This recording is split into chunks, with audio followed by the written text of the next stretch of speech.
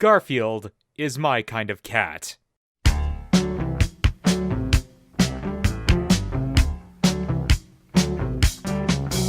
A fat cat, a cool cat, nobody's fool cat. Yes, when Jim Davis entered the world of comics, he did so with a bang. Or rather a whimper. Or maybe more accurately, a splut. A what? You know, a splut! Norm Nat was his first real foray, but after being rather politely put down by a national comic syndicate, he was forced to change course. Between your Snoopys and Marmadukes and Plutos, the newspaper comic scene was inundated with man's best friend.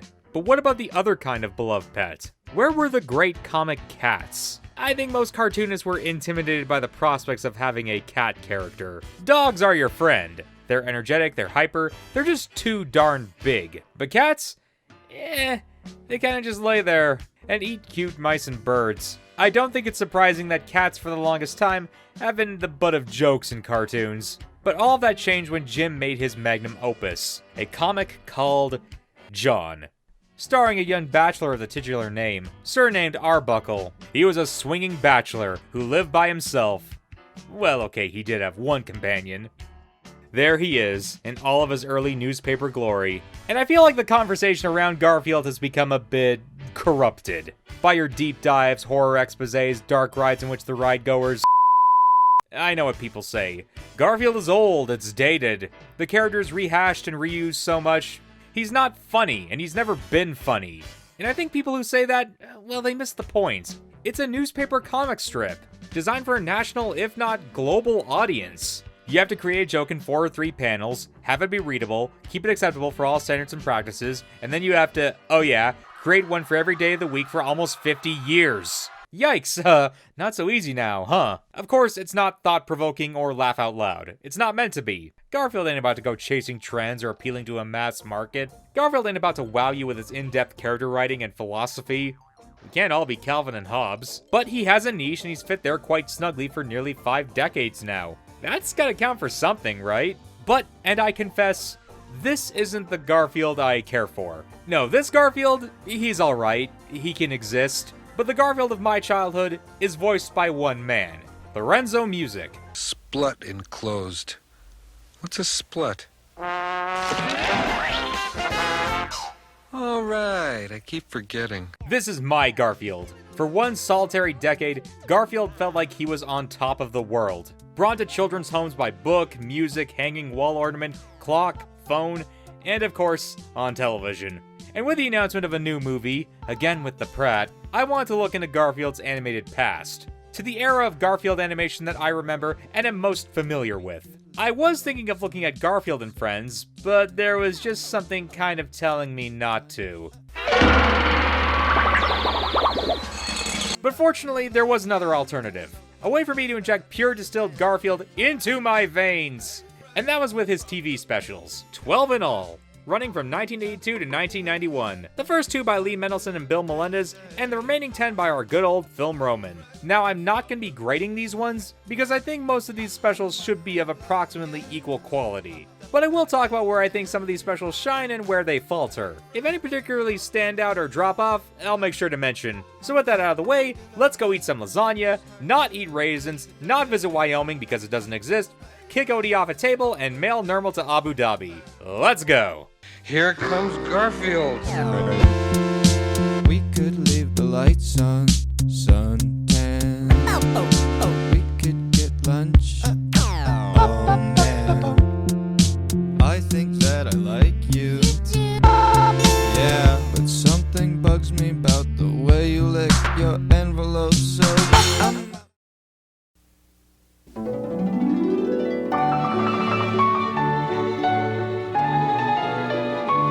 The first of the TV specials. This is an adaptation of a bunch of earlier comic strips. Why don't you chase mice like other cats? Show me a good mouser, and I'll show you a cat with bad breath. No sweat, Sarge. I'll take that machine gun nest out with my trusty bazooka here. When I want in now. basically borrowing the crotchety old man character from a few strips and combining him with the arc in which Garfield goes to the pound. Now, I did just spend the entire intro talking about how the comic isn't high art or anything, but honestly, reading some of the older Garfield comics for this video, I think they're actually kind of funny.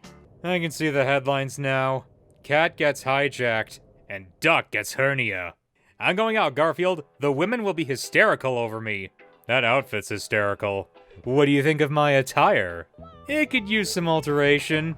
Let's tuck that tie in and add some vents to the sleeves. A smart cat knows just how far to go without crossing over the line. Perhaps a more rakish tilt of the hat. Tell me, Guido, why is Fluffy here in the city pound? His previous owner encountered considerable difficulty in cultivating Fluffy with the proper hygienic habits. Couldn't be housebroken, huh? Puddle City.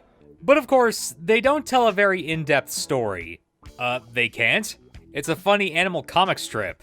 So there isn't a lot here to adapt, really. This is the closest the strip really got to telling a long-form story in its early run. And this special adapts that story. Sort of. More accurately, it tries to adapt a bunch of miscellaneous strips, and tries desperately to stitch them together into a plot with actual stakes and schmaltz. Oh boy, the schmaltz. The plot goes that Odie is taken to the pound because of an overzealous neighbor and pound officer. And John's too stupid to realize what happened. So Garfield, after mulling it over one night, decides to do a prison break. Nice touch. But it goes awry and we have a song about how they met and it's a bit heavy-handed. So long, old friend.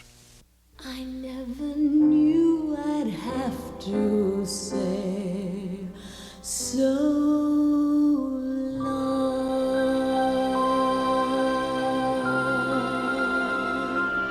Is that too insensitive?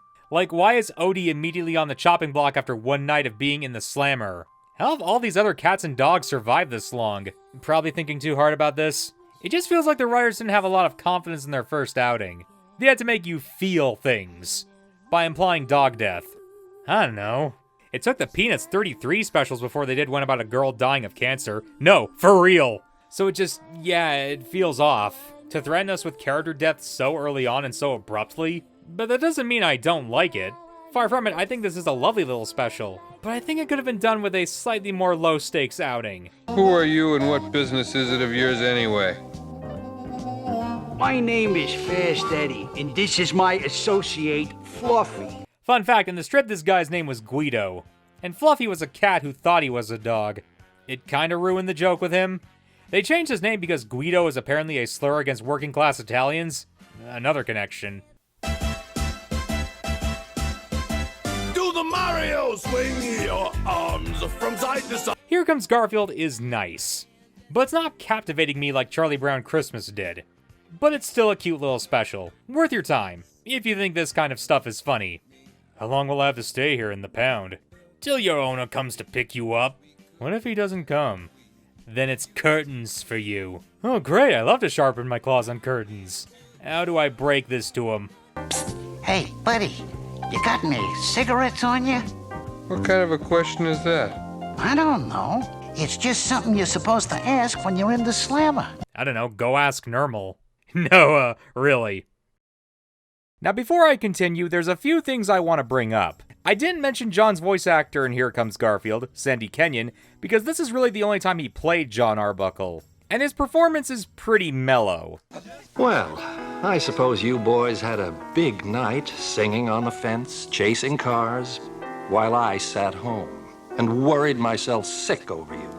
John's role itself is so underdeveloped I didn't even think to bring him up. The other thing I wanted to mention was that more pedantic viewers may take umbrage with the name I used. Baker's Dozen refers to the number 13, and you said there's only 12 specials. And that's true. There are in fact only 12 Garfield specials. But Here Comes Garfield wasn't actually the first time Garfield appeared on television.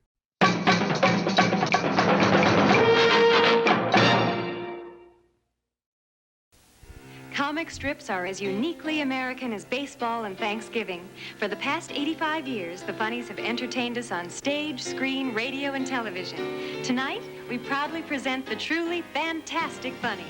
Come join. This is the Fantastic Funnies, a CBS TV special that aired in 1980, hosted by Lonnie Anderson. I only learned about it after I began working on this video, so I decided to sneak it in here as a little extra.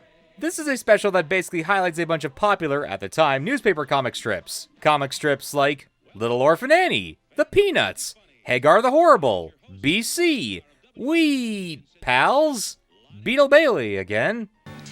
And my all-time hero, Prince Valiant. Yeah, whoever that is, anyway. This is just a series of short interviews with various comic authors, with some bits of animation thrown in by Lee Mendelsohn Studios. I've mentioned them before, but for those who don't know, they were primarily known for producing the Peanuts specials, which might explain why they seem more comfortable animating them. And why most of the animated bits are used for the more simple characters. Yeah, sorry Lonnie, but I don't think they're going to be animating any of this. But yeah, this special shows off a bunch of newspaper comics, both old and new. The newest, in fact, being a mere 2 years old at the time of its production. And a newcomer, Garfield the cat. Yes, this special is the first real example of Garfield and John being animated. And bizarrely, this is the first time Tom Hugh would go on to voice John Arbuckle. And why is that bizarre? Because he'd go on to voice John in every other Garfield animation during the 80s and 90s. Not to mention Roy Rooster and Binky the Clown and Garfield and Friends. He is the voice of John Arbuckle, at least for me. So it's weird they brought him on for this, but replaced him in Here Comes Garfield, then brought him back for every subsequent animation. Oh well, time to take a nice big sip of water and listen to Tom and Lorenzo music, voice my favorite cat and owner pair. A mouse! Get it! Garfield, you didn't even try. Show me a good Mauser and I'll show you a cat with bad breath. What have you done with my baby?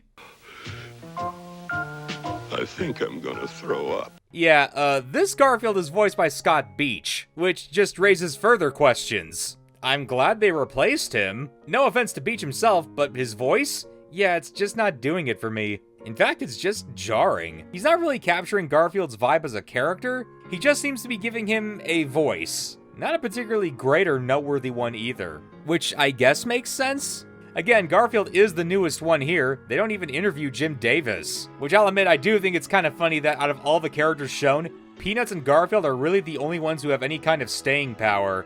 Maybe Nancy? Honestly, Kathy should make a comeback. We need more girl failures in our media. I mean, I'd take her over Dennis the Menace. Dennis the Menace? Yes, I was America's bad boy. I once hid my dad's hat. At another time, I accidentally stepped in Mr. Wilson's flower bed. That was a 2-part episode. Anyway, I don't think this special is really worth seeking out today, unless you're really invested in a bygone era of America's media landscape. But it's neat to see these obscure characters in an animated format, if nothing else. You know, before they got relegated to random bits on Family Guy. I win again, Andy. Come on, mate. One more before the missus notices I'm not snoozing on the couch. Too late! Hey, careful, Quagmire. Don't get too close to that thing. The hell? Did I just get laid? Well,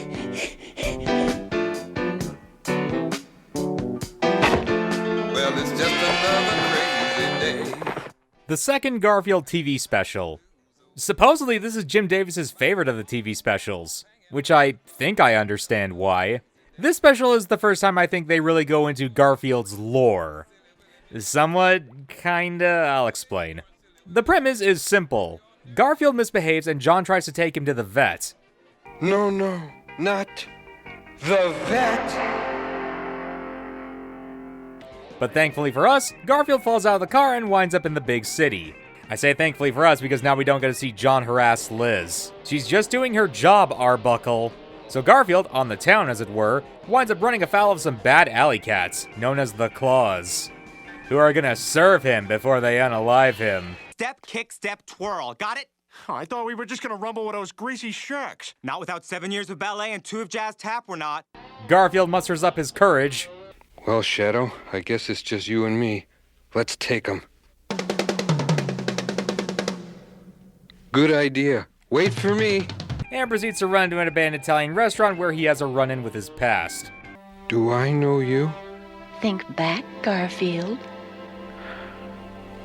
Mom? Yep, we meet Garfield's mother, and the rest of his family too, including his grandfather, who mentions Garfield's father. We don't see him, however, but Give it a decade or two. This special has a lot more plot than Here Comes Garfield, and it results in something that feels more complete. Less like a collection of jokes from the comic, and more like pieces of the comic used to accentuate a story. One that's explicitly about Garfield and his family. Yet still feels a bit thin and meandering. You would think that maybe the special would go into why Garfield was separated from his mom and how that affects him, but it doesn't really. It's more just a happy reunion that doesn't end amicably. More of a happenstance encounter rather than some life-altering event. Which I suppose still works. Again, it's a funny animal comic strip. If I had any actual umbrage with this special, it would be with Garfield's grandfather. Because here's the thing, Garfield had a grandfather in the comic. There's an entire series of comics about Garfield being reunited with his granddad back in 1980. And honestly, comic Garfield's grandpa is way funnier than special Garfield's grandpa. Grandpa, what was I like when I was little? Okay, what was I like when I was young? Let me tell you. Tell me, Grandpa, how's Grandma? Looking more like a haddock every day. She could give mean lessons to Attila the Hun. You're, not getting along, huh? You might say the honeymoon's over. Oh, well, I remember the day you were born, Sonny. Yes, sirree, you were 5 pounds 6 ounces at birth. That's big for a kitten. I was out of town at the time. And how do you remember it? I heard the scream.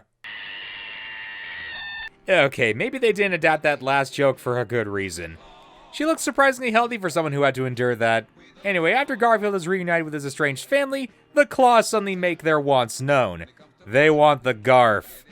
Warriors, come out to play. Warriors, come out to play. But he is family, and they're not about to let one of their own die a senseless death. A vicious battle ensues between the Claws and the Mouser family. As the stronghold is assailed by the vicious horde, the Mouser family stood strong, meeting their blackguard foes with barred steel and sword. Late in the night, the watchmen cried out and all awoke. Stars were shining above, but over the ground there crept a darkness blacker than the night. On both sides of the river it rolled toward them, going northward. The sky now is quickly clearing, and the sinking moon was shining brightly. But the light brought little hope to the riders of the mark. The enemy before them seemed to have grown rather than diminished. Still more were pressing upon the valley through the breach. The sortie upon the rock gained only a brief respite. The assault on the gates was redoubled. Against the deepening wall, the host of the restaurant roared like a sea. Claws and cats swarmed about its feet from end to end. Ropes with grappling hooks were hurled over the parapet, faster than cat could cut them or fling them back. Hundreds of long ladders were lifted up. Many were cast down in ruin, but many more replaced them, and claws sprang up them, like dogs in the dark alleys of the west. Before the wall's foot, the dead and broken were piled like shingles in a storm. Ever higher rose the hideous mounds, and still the enemy came on. Okay, it's not that crazy or anything. The ending is kinda sad, too. Garfield's family pretty much disowns him, saying he's not fit to be a Mouser like them and he's only brought them trouble, which, yeah, he did, I guess. It's somewhat depressing, but also real. Garfield is just kind of a fail son, and he realizes this. What more could possibly go wrong? Nice touch.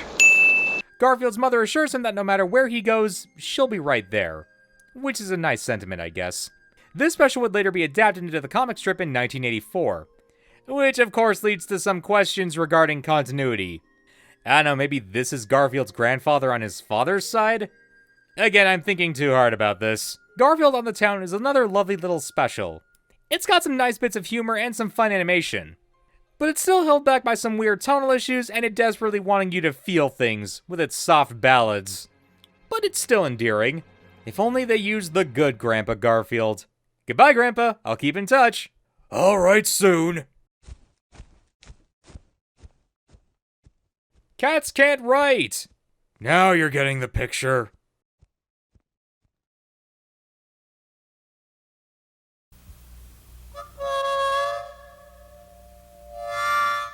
Let me take this time to talk about a man and a company. That man is one Philip Roman. Son of Mexican immigrants, Roman started his career in animation as an assistant at Walt Disney Studios in the 1950s. After working for over a decade in the industry, Philip caught his big break when he was given the position of lead animator on an obscure animated special called How the Grinch Stole Christmas.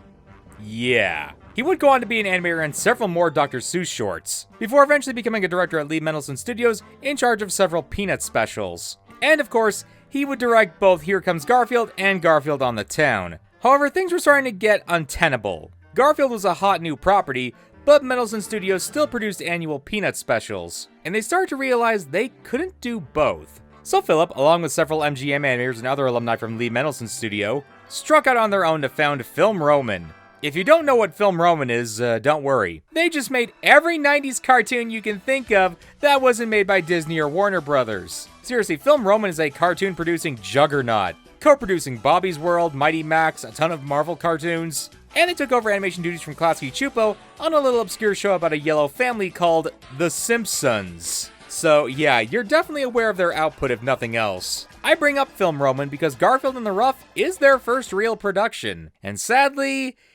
it shows. I don't have a lot to say about this one.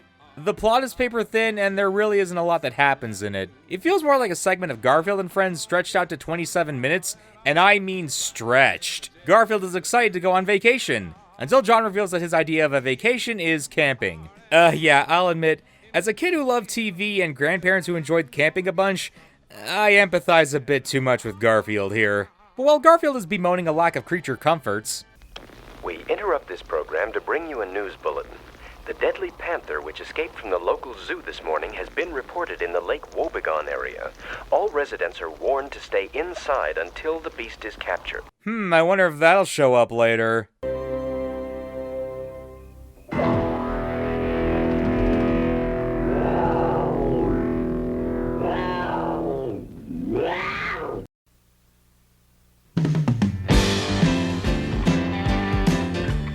I'm just kidding. But could you imagine? They just ended there. Man, that would have been messed up. Anyway, they don't do much with the wilderness setting, nor do they really make good with the panther concept, either dramatically or comedically. You don't get its presence enough for it to come across as a credible threat, and it's not particularly well animated either. This beaver just talks about how his friend got eaten by the panther, and that's it. The panther just shows up, causing John to panic and get out of the car. Garfield distracts the panther long enough for the rangers to show up and tranquilize it. And that's it.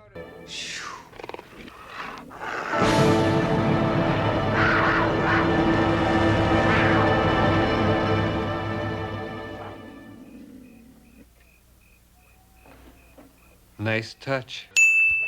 The whole thing was resolved as quickly and with as little fanfare as possible. The panther itself is a nothing entity that exists solely to give us a last-minute action scene. This could have been anything, a kayaking incident, a landslide, a storm, anything. For all my misgivings with Here Comes and On the Town, they at least felt like they were about Garfield in some way. About his and Odie's friendship or his relationship with his estranged family. Here our setting and antagonists are introduced too late, and nothing interesting is done with them. Not to mention that the setup of the panther itself doesn't really make any sense. John says Lake Wobegon is miles away, but actually it's right at the bottom of the hill where they're sleeping. Good going, Arbuckle. Maybe the Sea Bear episode of SpongeBob ruined this for me, since it's basically the same concept, but, you know, actually funny. They even do a campfire song bit. C-A-M-B-F-I-R-E-S-O-N-G song. C-A-M-B-F-I-R-E-S-O-N-G song. And if you don't think that we can sing it faster, then you're wrong. But it'll help if you just sing along. This special is sadly going into the you can skip it pile. If you're a Garfield superfan, you can watch it for completion's sake, but it's pretty underwhelming as Film Roman's first real outing. Not offensively awful or anything, but nothing to really say about it. Good morning, viewers. Welcome to another broadcast day at WBOR, the easy viewing, easy listening station. We begin our broadcast with the Binky the Clown Show. Have a nice day.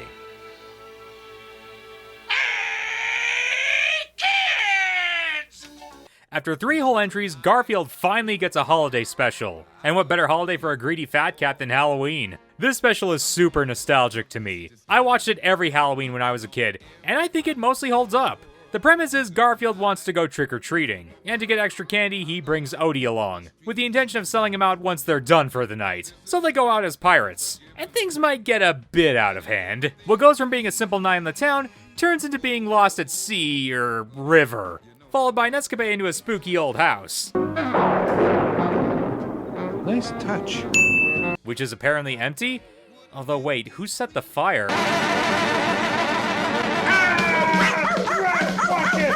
Shut up, you two! Yahoo! I'll admit, this scared me a bit as a child. So this old man goes into a story about how a group of pirates buried gold here, and how they swore they'd come back on Halloween night 100 years later, even if it was from beyond the grave. Ooh! Yeah, but that's just a bunch of superstitious hogwash.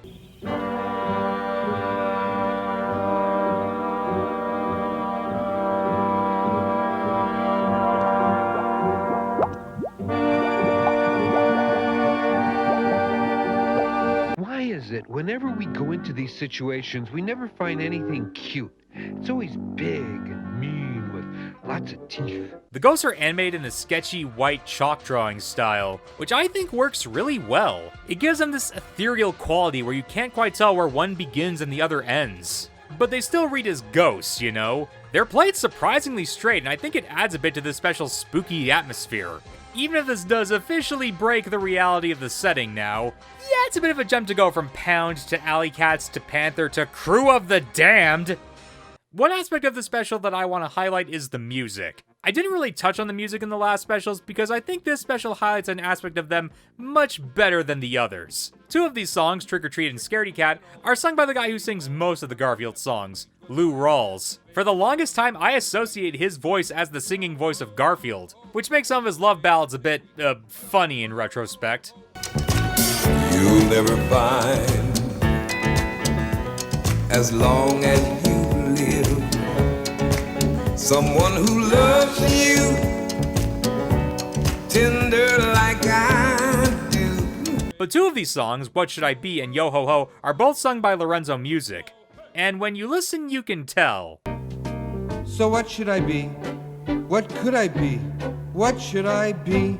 I may be lazy, I may be fat, I don't do laps, and I do not chat. So it's a bit odd to hear Garfield essentially sing in two voices, especially when one of those is his natural talking voice. And I'd have assumed the Lou Rawls songs are like a narrator singing, but no, Scaredy Cat is sung in first person, so I can only assume it's Garfield singing. I also think the ending is much better than all the other specials. Like in those ones, it kinda doesn't feel like Garfield learned anything.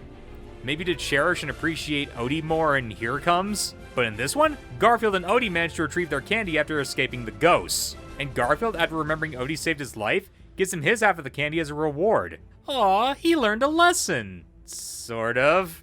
I heartily recommend Garfield's Halloween. It's got a spooky atmosphere and a wonderfully charming story. If you're in the month of October, give it a watch. With a golden promise of the sun. Garfield and the Rough had an early segment where Garfield imagined taking a trip to Hawaii. That obviously didn't happen, and it was just a dream sequence.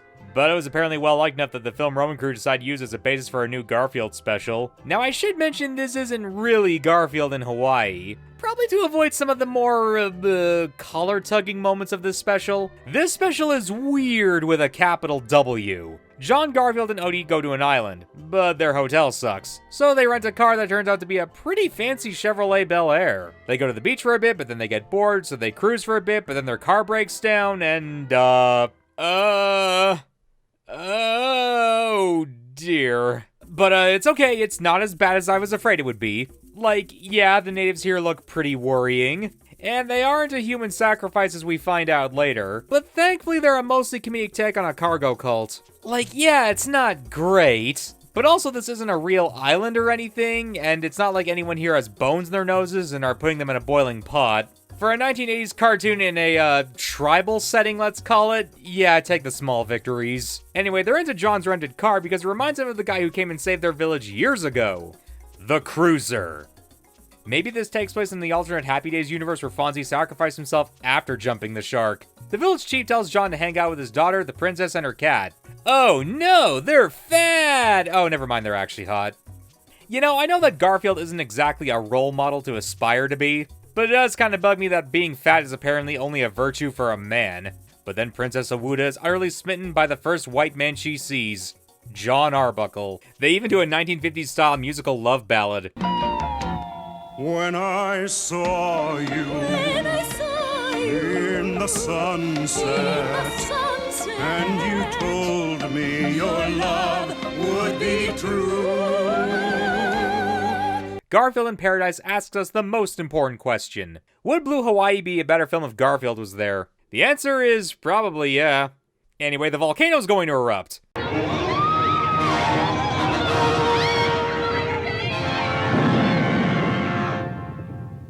Nice touch. And Princess Awuda is all like, oh no, I must sacrifice myself for my village. And oh, I see where this is going. John's gonna realize he needs to drive the car to save the woman he loves, and no? She just goes there but the volcano doesn't want her, and then it says it wants the car, and wow, this isn't even sloppy storytelling? This is incompetent storytelling. Why would you even introduce the idea that the car can stop the volcano, and then the princess having to sacrifice herself, then just have the volcano reject the princess anyway? And I'll tell you, whoever wrote this climax needs to be drug out into the street and shot. Oh hey, first time he used that line, cool. Anyway, I guess I like this more than In the Rough. It's definitely weirder and more chaotic than that special, but once you're done being worried it's about to take a twist into yikes territory, it pretty much peters out.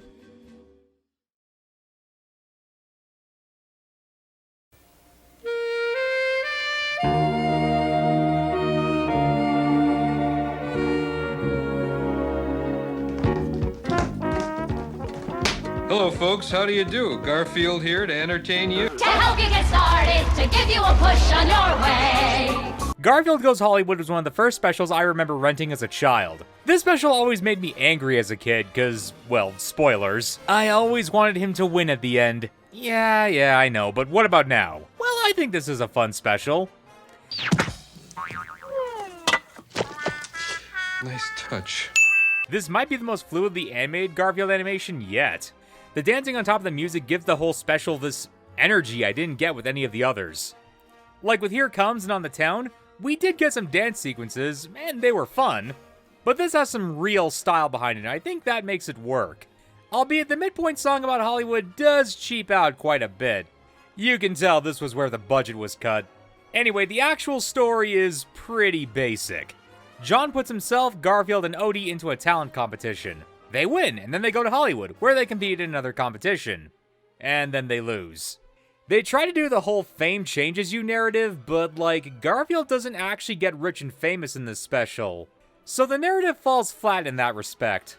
Although I think the actual message of this story is that Garfield's own disdain for his owner is what ultimately does him in. Garfield spends the entire special talking about how John brings him down, and honestly, no he doesn't.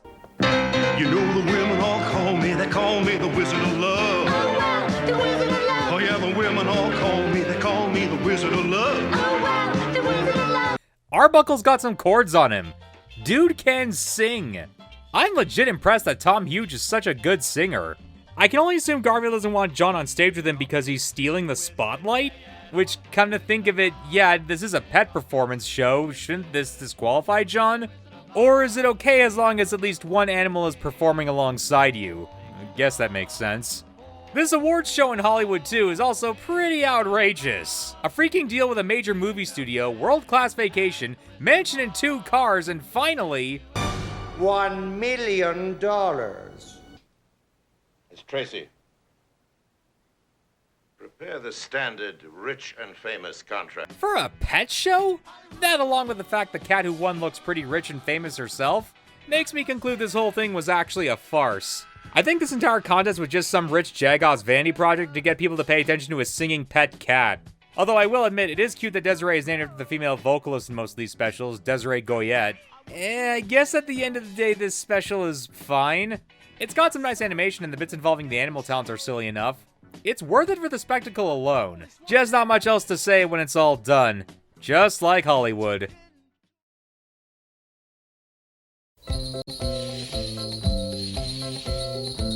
After several years in specials, Garfield finally tackles the big one, the holiday. I am of course talking about Garfield's Christmas. This special is super nostalgic to me, and I think it might be the coziest of the Garfield specials. Whenever you do a Christmas special, there's generally 2 routes to go. The Santa's in peril and we have to go save him route, or the more down-to-earth gift-giving interaction. And thankfully this special goes for the latter. No magic, no big plot twists, heck, no real stakes even. It's just a series of vignettes about John, his family on the farm, and the various things they get up to. They don't even really have anyone fretting over the perfect gift or anything. But it still works because it hits all the right beats. It's just a look into John's family and how he interacts with them. once again adapting bits from the comic. Only before where I could say the comic is superior, no, Special Grandma beats the pants off Comic Grandma any day of the year. She's like the platonic ideal of a grandmother. She's freaking awesome. You sure are packing the food away tonight, Grandma. I'm eating for two now, dear. Ah. Voiced by the ever-talented Pat Carroll. I didn't even realize she was Ursula from The Little Mermaid until now, but it kind of changed how I look at that movie. The special also has the return of the schmaltz, but unlike with Here Comes Garfield, where it felt a bit forced, it's more than welcome here. Mostly due to the setting and subject matter this time around. Like, I was never gonna buy that they'd actually kill off Odie. But, what can I say? Christmas is a schmaltzy time of year, and it's just an old woman reflecting on her late husband. I think anyone who's had to deal with an older relative in their twilight years can empathize with this. And the way Carol effortlessly shifts from high energy to wistfulness, oh, I can't hide it, I always cry at this scene. Sometimes I wake up in the night, and I can still feel his strong arms around me. This is the night I miss him the most. Keep Christmas here in your heart.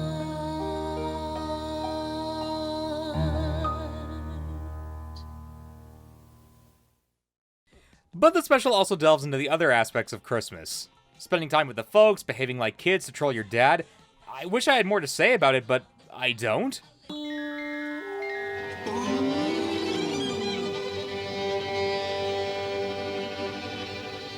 Nice touch. It hits all the right beats for a Christmas special, and it just tugs at my heartstrings in all the right ways. If it's the month of December, then give it a watch. It comes with a high recommendation. Now let's all yodel. Let's kick off the rooftop and sing a song or two. Let's do this again next year, yodelay.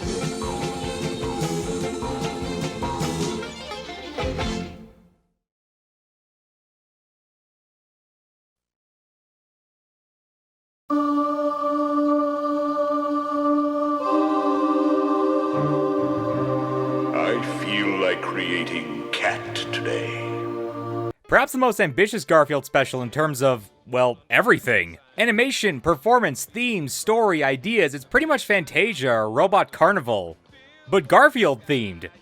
The premise is simple. 9 short animated films that showcase Garfield's various past lives. Often centered around a different time period and with a different set of ideas. This is a pretty hefty one, so buckle up. Our first 2 shorts are Cave Cat and King Cat. I bring them up now just to say that they're fun, but there really isn't much to say about them. The first is just a bunch of BC-style jokes about cavemen and various firsts. The first real estate salesman. Get it? It's funny, 'cause real estate? Anyway, the second short sadly isn't much better. It's a fun little take on Pharaoh humor that just ends with Garfield getting his comeuppance. The only thing that gives me solace here is that the events of Prince of Egypt are basically right around the corner. Give or take a century.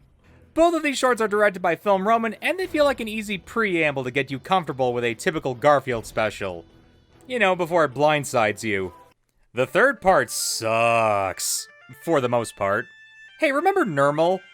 And how his entire deal is that he's cute, but like really annoyingly cute, and you're supposed to empathize with Garfield because you see it as a cynical ploy to get attention? Well, this short is like that, but unironically. It's a bunch of twee nonsense, except for the very end, which just left me kind of flabbergasted. See, the short is basically set up with a little girl and her orange cat living in a magical paradise called the Garden, with a friendly paternal figure named Uncle Todd who leaves to join the circus. But he tells the two about a crystal box that they must never open. So they get curious and... Finally, they decided to take action. They decided not to open it. What? So, like, the parallels here are obvious, right? This garden is the Garden of Eden, representing innocence and purity, and Uncle Todd is very clearly a stand-in for God or something. And the crystal box represents Pandora's box, or the fruit of knowledge, or just the general temptation to commit sin. You know, typical story of hubris and curiosity, right? But they deny it. They resist temptation. And live in blissful ignorance for the rest of their lives? What's the message here? I can't believe something this sugary nonsense could actually make me think profoundly, but it has?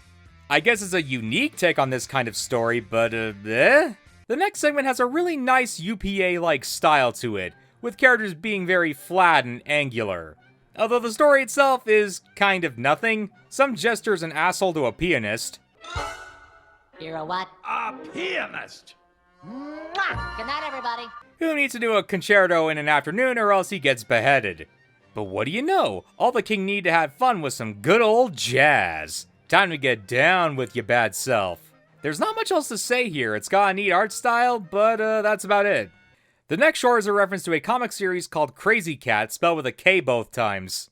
And if I want to even begin to get into that comic and its artist, this video would be 3 times as long as it is now. So I'm just gonna say, look up Crazy Cat and George Harriman sometime, and be ready for some wild and kind of depressing shit.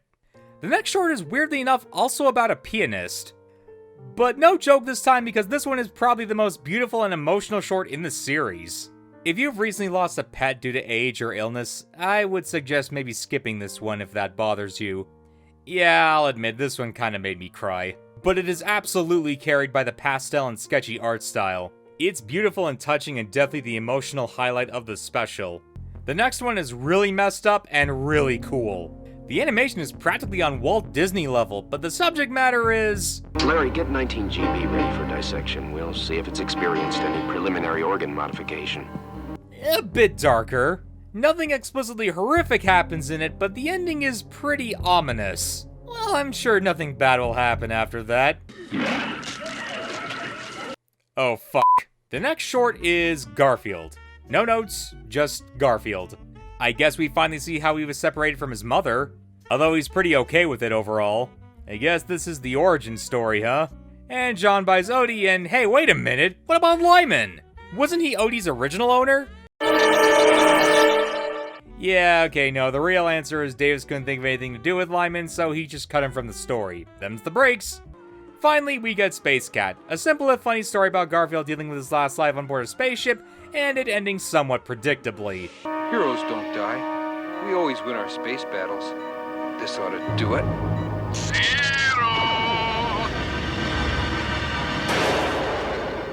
Nice touch.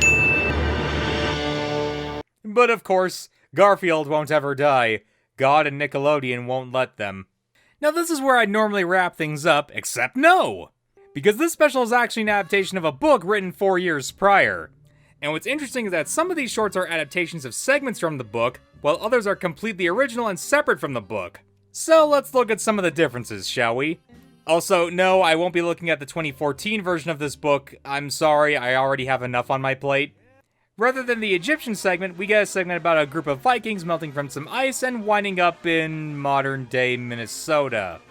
Ha, get it? 'Cause it's Vikings and football and get down off their rooftop, don't you know? Anyway, I kinda see why this one didn't get adapted. It's a bit, weird. The Exterminators is a parody of the Three Stooges? Huh? What? Why? Does anyone younger than me even know who the Three Stooges are? When was the last time they were ever relevant? I guess the 80s still had a lot of love for them. Yeah, sorry, but stooge humor can be tricky to pull off even with the original trio in live action. In comic form and about Garfield, it's just lacking. The next story is basically a semi-adaptation of The Cats of Ulthar, an H.P. Lovecraft story. Yeah, Jim Davis was publishing this shit before any of that Lasagna Cat or John I'm So Hungry comics were plastered around the web. You think you're edgy and cool for making Garfield f***ed up? Nah, man, the author was beating you to the punch. Seriously, what the H-E-C-K? Maybe this explains why Garfield has the ability to have humans understand him, and why it's best John doesn't go asking questions. What in the... Oh, son of a bitch! Oh, and FYI, just be careful when looking up H.P. Lovecraft and cats. I have to say that overall, I think this special is a better product than the book. Thematically, it's more consistent with its different time periods, and most of the book's better segments are adapted faithfully into the special. Now, there is a story in this book that I didn't mention and didn't get adapted into the special. Why didn't I mention it? Well... Hey, not bad. Nice fit. Here's looking at you, Sam. Play it again.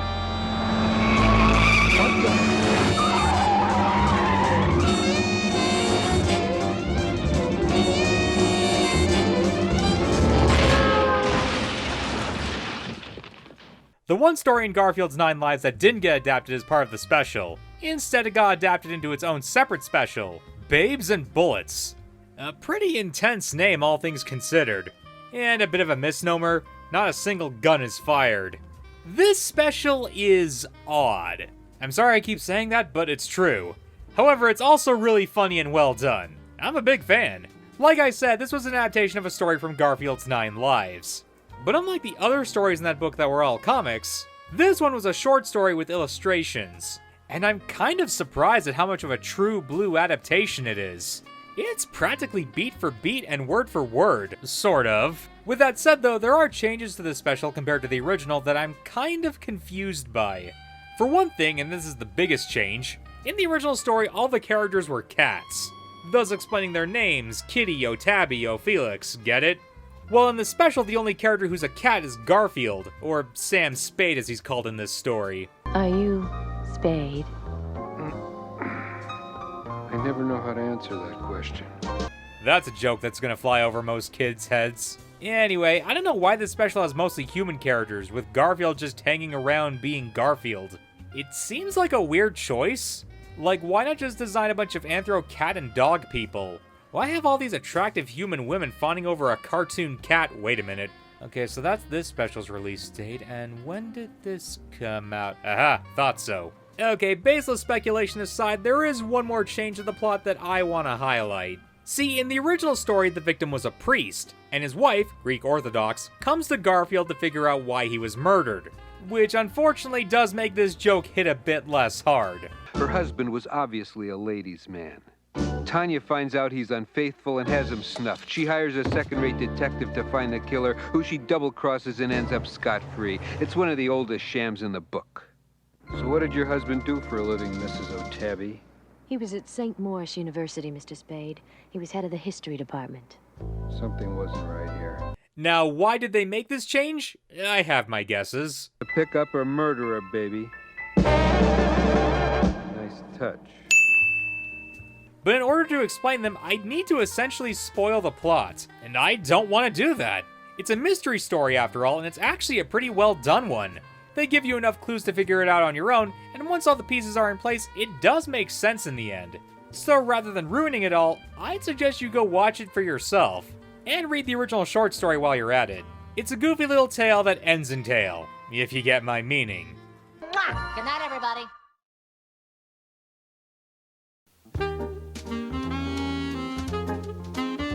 After successfully adapting Halloween and Christmas, it was really only a matter of time before Garfield did the next big holiday. I am of course talking about What?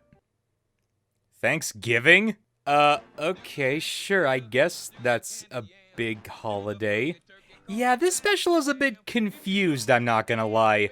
It's pretty much an overinflated episode of Garfield and Friends.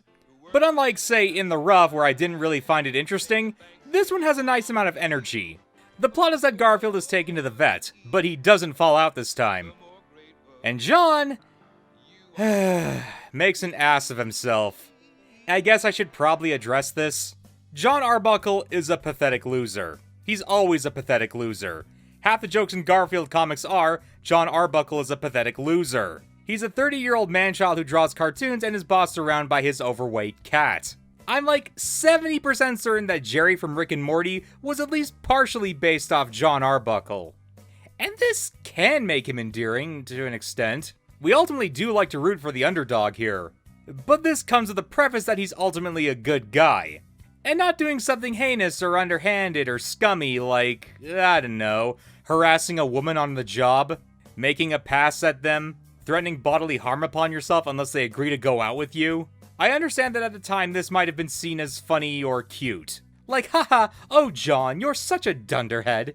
But like, it hasn't aged well, and it kinda undermines a lot of what this special is going for.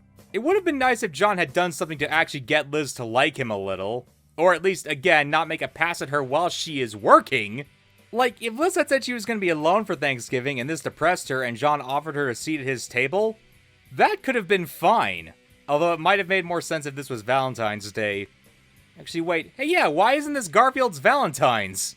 Like, the plot of this special is pretty simple. John invites Liz over on a date, and Garfield deals with a diet. The main thrust of this plot is John looking for a bit of romance, so why not use the holiday about romance? Was this a network mandate? Most Thanksgiving specials are about, like, colonialism or turkeys. If this was just some random dinner that John was preparing, almost nothing about this special would make me think of Thanksgiving. I tell you, this special better have an ace up its sleeve, otherwise I'm gonna be... Have cooking utensils will travel. You son of a... Okay, fine, yeah. Grandma being here does improve this special a considerable amount.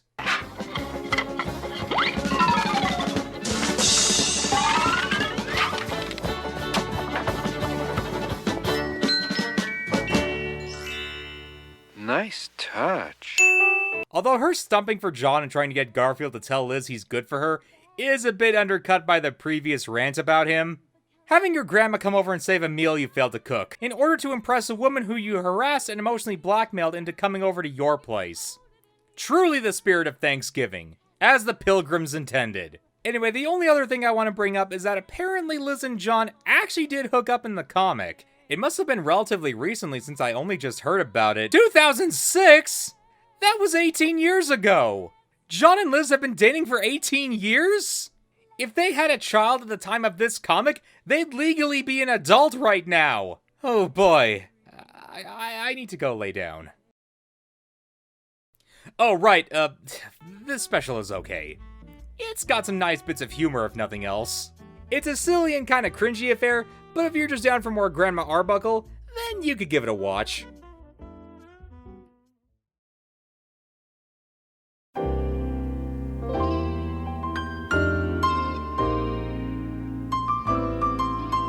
So there was something about Garfield, Babes, and Bullets I failed to mention when reviewing that special, and that was the framing device. The special was actually Garfield fantasizing about himself being a detective in a noir setting. This was actually a very common narrative device for cartoons of this era, taking our normal heroes and putting them into more ridiculous and fantastical settings with the power of enormous imagination. I'm pretending I'm the captain of the football team. Believe me, it happened all the time. So much so that when SpongeBob did a parody of this idea, it was done entirely from Squidward's point of view. Now, I don't know how successful Babes and Bullets was, but I feel like it was either really well received or the team had a lot of fun working on it. Cause the special, Feline Fantasies, feels like Babes and Bullets too. Even has alliteration again. But is it as good? Not really. Co-pilot this afternoon is Odie Crash Babowski. Say hi to the folks, Crash. I just want to tell you both good luck. We're all counting on you. See, the thing is, as a kid, I like these types of episodes. Watching Bobby or the Muppet Babies go on some big fantastical adventure was cool to me. But as an adult, these episodes were always undermined to me by the fact that they were just a dream sequence. Now, I know that sounds like a weird complaint to make, cause they're cartoons, it's all silly fantasy. None of it is real. But what really bothers me about this setup is that they almost always end the same way. A sudden waking up to reality. Thus the buildup has no payoff or proper resolution. The reason the whole "it was all a dream" revelation sucks isn't cause it makes things not real. It's cause it allows the writers to indulge in lazy habits where they don't need to follow up or finish their story. Oh no, how's this character gonna get out of this situation? They look doomed! Doomed! Oh wait, never mind, they just woke up. Okay, I guess it's all over now. Yeah, see how that kinda sucks? This is where Babes and Bullets succeeded despite everything. It still had a true conclusion and resolution, and its story still made sense within the world Garfield imagined. Whereas this special is just slapdash in a lot of ways that make it very predictable and very underwhelming. Garfield just has an overactive imagination one day and starts to imagine things like John's goldfish being a shark, or him and Odie being pilots. So sit back, relax, and enjoy your flight. And pay no attention to that engine that just exploded. I just want to tell you both good luck. We're all counting on you. Or them having a Western-style stare-down. And you think, okay, this whole special is just going to be a bunch of random scenarios where Garfield imagines himself in different movies. Nice touch. That could be fun. But then almost half of the special is Garfield and Odie basically imagining themselves as these super spy Indiana Jones-style treasure hunters. going after a MacGuffin while being pursued by these two ethnic stereotypes. I, on the other hand, feel the banana of Bombay belongs to the world. My name is Nadia. Headquarters has sent me here to protect you. It takes way too much time for us to get here when, again, Babes and Bullets got us to the premise in under a minute. And I don't understand why they couldn't just do the same thing. Garfield and Odie watch a movie on TV and are like, "Hey Odie, that movie was cool. I sure wish we were super spies like in that movie." And there, now you can just transition to the make-believe world and do that. You could have done a monologue about the MacGuffin instead of this awkward bit about the Ankh in Morocco. This special feels like the writers had two different ideas for a segment of Garfield and Friends. Garfield's imagination starts to get away with him, and Garfield and Odie go on some globe-trotting world adventure. But they couldn't think of a way to resolve either of those ideas, so they just smashed them together and hope they'd work. Perhaps the most baffling decision of all in this special is the ending, where Garfield transitions into a Casablanca parody. Which is funny because I'm pretty sure meeting an unscrupulous Middle Eastern guy in a bar while you're surrounded by spies is also a Casablanca homage. It's like they want to do Babes and Bullets but with Casablanca, but couldn't think of a way to write a Casablanca parody that was funny. Yeah, I'm sorry, but I have a hard time recommending this special. Not when this special's premise but done good is standing right there next to it.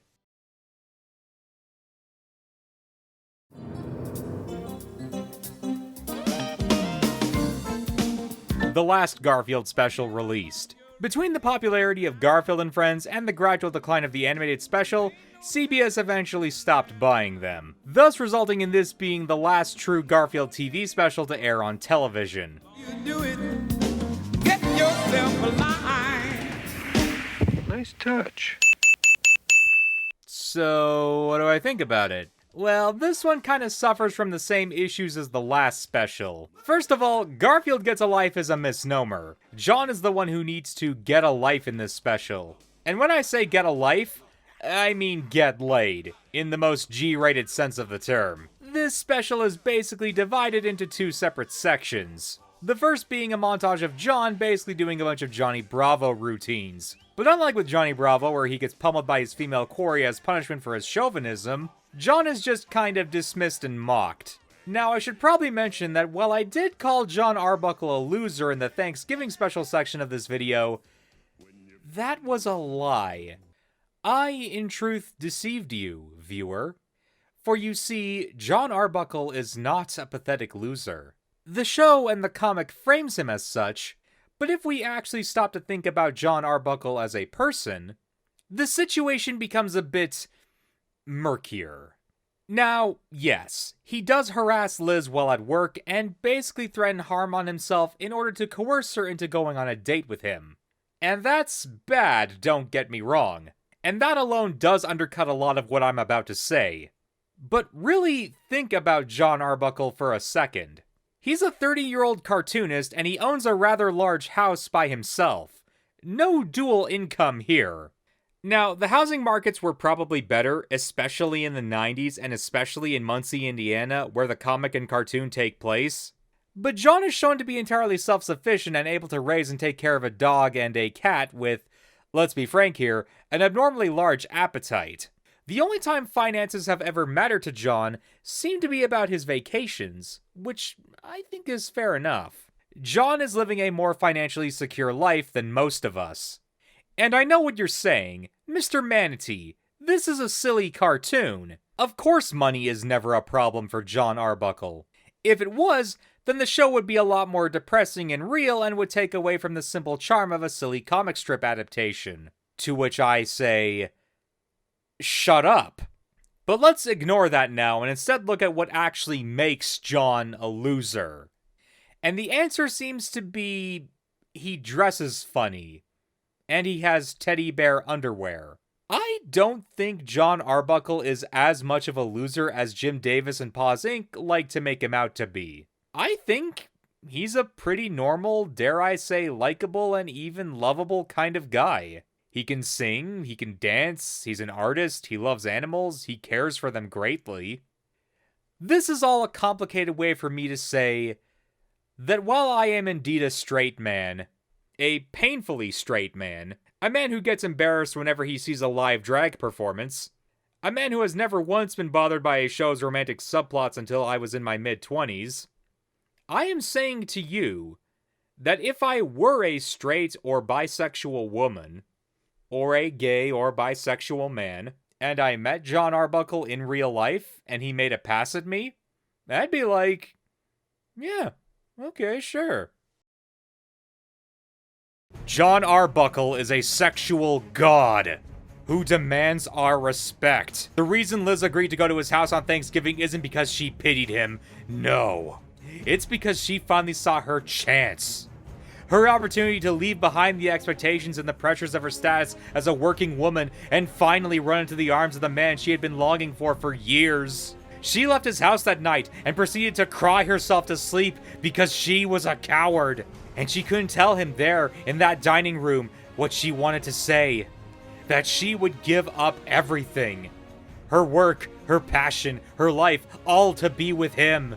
When Princess Awuda of Paradise Island saw him, she knew he was the only man for her, and that's why they sung. The only reason she couldn't be with him is because Arbuckle could not stay in paradise, and Awuda herself needed to be there for her people. She would never love another man again, because how could she, when she beheld with her own eyes the face of John Arbuckle? That was true paradise, not her home, but in his arms. The only woman in John's life whom he could never tame was Irma, because she's absolutely a lesbian. But even she can see his unrivaled raw sexual energy. And while it does not affect her, it scares her. It should scare all of us. Sorry, I blacked out there. What was I saying? Oh, right, the special, I guess what I'm saying is this special's kind of weak. Once John goes to a self-help class... Alright, here's the 411, folks. Say some gangsta is dissing your fly girl. You just give him one of these. Ooh, hey, ooh. He meets this girl named Mona, and then they hit it off because they're both equally dorks, and this causes Garfield to freak out because he's worried John's going to abandon him. And then Mona reveals she's allergic to cats, and John drives her home. Oh, look, the little suction cups. Ha, that's cute. Knowing that John and Liz are ultimately the canon couple kinda undermines this for me. Mona's a nice lady, but every time I hear June Foray speak, I just imagine an old woman. Or Rocky the Squirrel. This special has a pretty thin plot that's split in half. The jokes are funny, and I think the ending is pretty sweet, but there's nothing particularly noteworthy or outstanding about it. Watch it if you're curious, but it's a rather mundane conclusion to the specials. It's not even directed by Phil Roman. It's hard not to be a bit disappointed ending on this note, to be honest.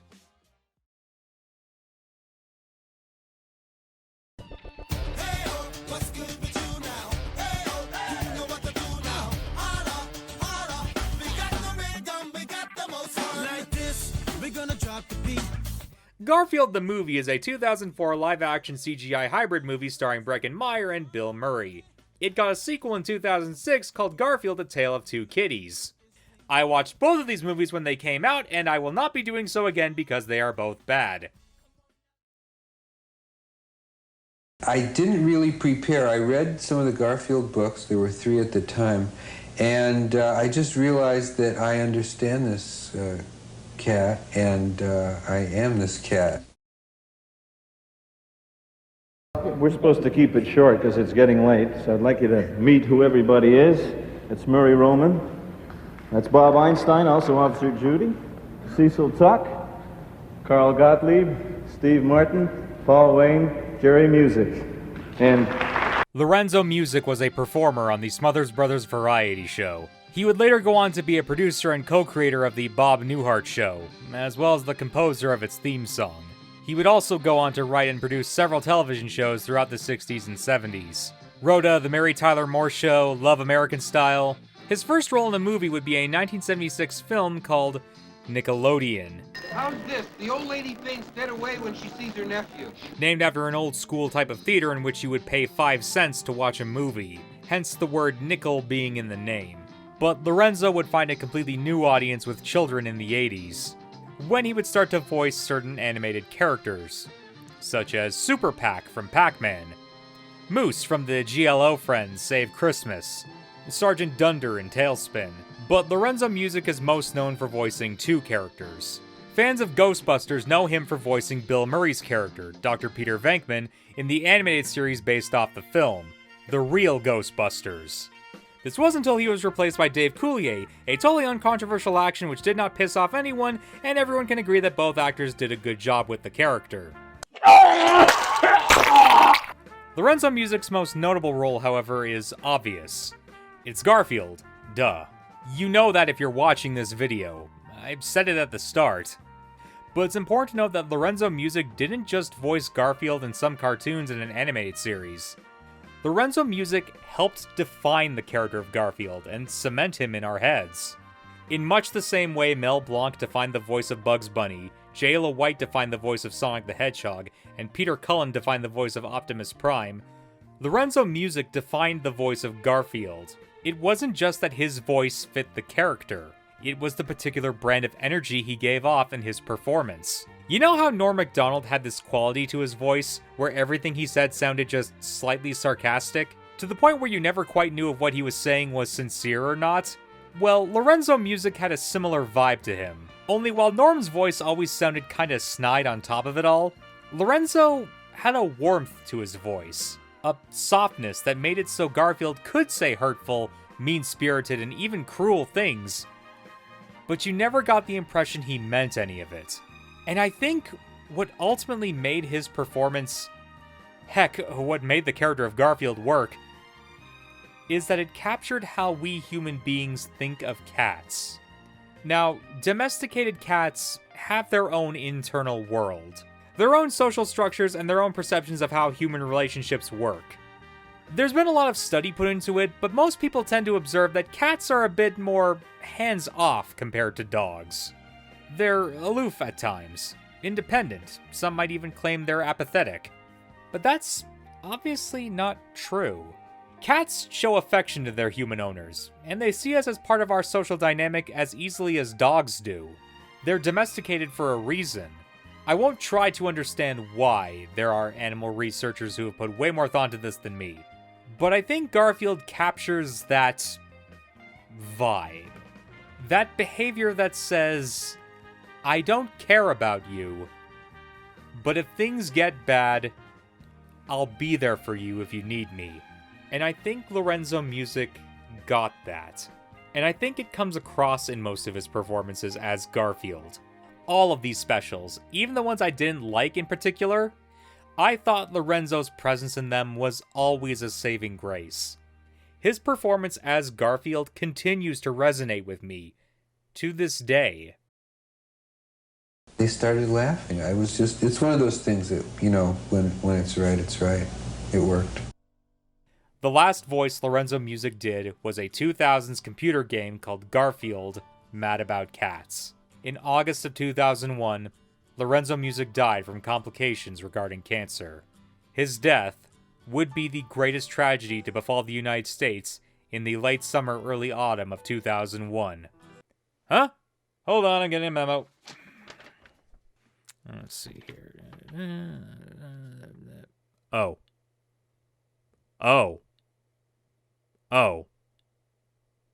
Well, never mind.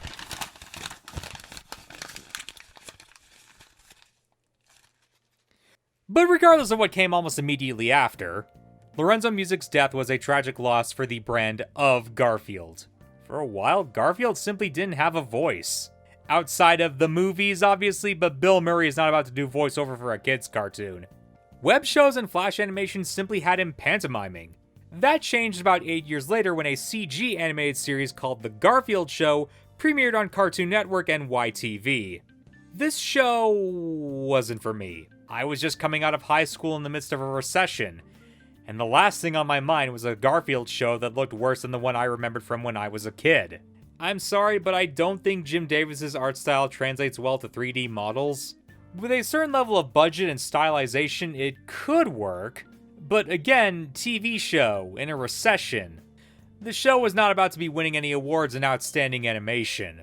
Now, to be fair to this show, many writers and many producers on Garfield and Friends did also work on this show. And by all accounts, the show's writing is comparable to Garfield and Friends. Julie Payne and Greg Berger reprised their roles as Liz and Odie respectively. But John and Garfield were both recast.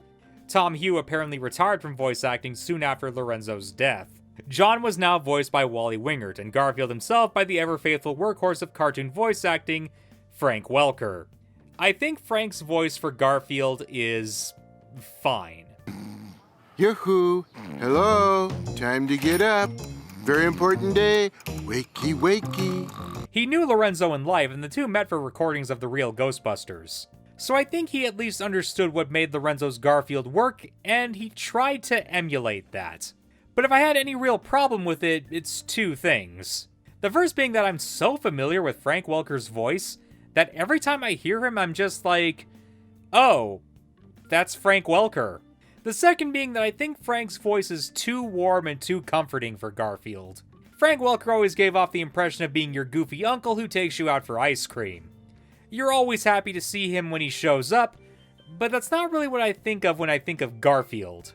The Garfield show lasted from 2009 to 2016, and if you, the person watching this video, happen to like it, that's good.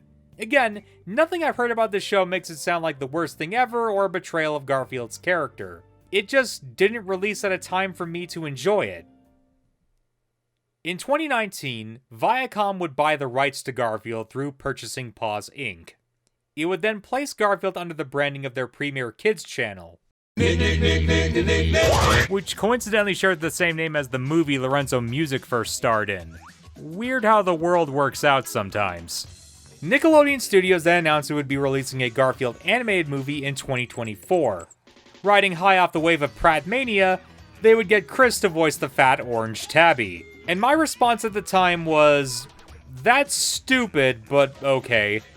I wasn't as immediately emotionally invested in this film as I was the Mario movie. And I was asking myself, why? Garfield is a proven formula. Garfield can work for longer and more emotional storytelling. So why am I not immediately standing up and paying attention to this movie? Well, I think it's 'cause of the fact it's a proven formula for me. I can see what a good Garfield movie looks like in my head. And this looks like it might be that. I'm not going to make any called shots here. If this movie turns out to be good, maybe I'll go see it. If this movie turns out to be mediocre, then, maybe I'll catch it on Netflix. If it turns out to be a disaster, I'm sure they'll try again in 5 years. It's hard for me to really care about modern Garfield products now. And I think that really does just boil down to the loss of Lorenzo Music. His death, in a way, signaled an end to an era of Garfield that I'll never get back. And I don't want to be the old man shaking my stick at the younger kids these days. I went into this video to try and remind myself what I loved about this franchise. And I think I did. Sort of. There are stories that thrive off the world, the setting, the journey, and the experience. That's arguably what Mario is, to bring it back home to Pratt again. But Garfield isn't that. Garfield takes boring, maudlin, rote, and completely unremarkable scenarios and spices them up with his simple presence. Some stories are about big, fantastical, exciting worlds and the average people who explore them. And some stories are about a boring, average, maudlin, everyday life. But hey, that cat likes lasagna. And that's funny. No matter who voices Garfield, whether that be Lorenzo Music, Chris Pratt, Frank Welker, or some new guy who manages to surpass all of them, I'm sure he'll be ready to entertain us any day of the week. Well, okay, almost any day of the week.